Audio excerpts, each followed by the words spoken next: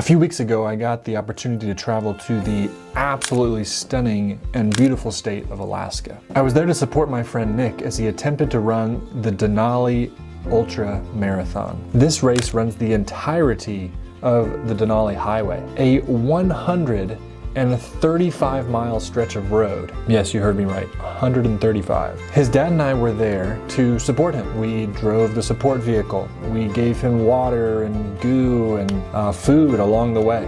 We even sprayed him with sunscreen and made sure he had the right clothes in order to run this race. We helped him to change his shoes and use the massage gun on his sore muscles. And we even ran quite a few miles with him on the second half of the race. About mile 90, Nick was starting to really struggle. He'd been running for a long time. His legs were tied and his mind was thinking about how many miles he had left to go. It was at that time that we stopped to pray and ask God to give him strength and courage to continue. When we finally made it to the finish line, Nick had run for 31 hours. Somewhere in there he'd taken a nap for about an hour and a half, but it was a long race. He'd climbed over 8,500 feet and burned almost 16,000 calories in that time. It was an amazing effort, and it was incredible to be a part of the team. At the finish line, the race director embraced Nick and gave him a high five, and then he went over and got this box of custom-made belt buckles and said, "Hey Nick, pick one of these out. It's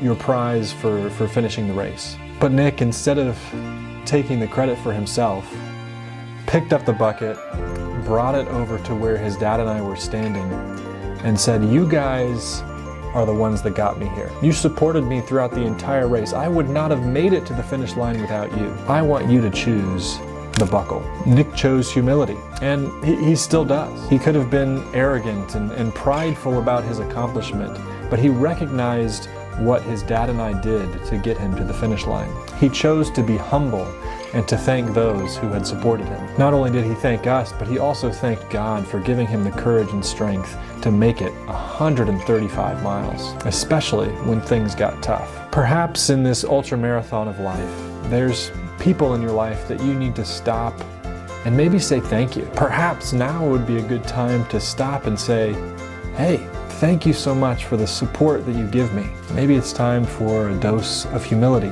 When was the last time that you stopped to thank God for all that He's done in your life? I hope that many more of us will be like Nick and choose humility over pride. To choose to say thank you to those who have supported us so much. Because as James 4:6 says, God opposes the proud and shows favor to the humble.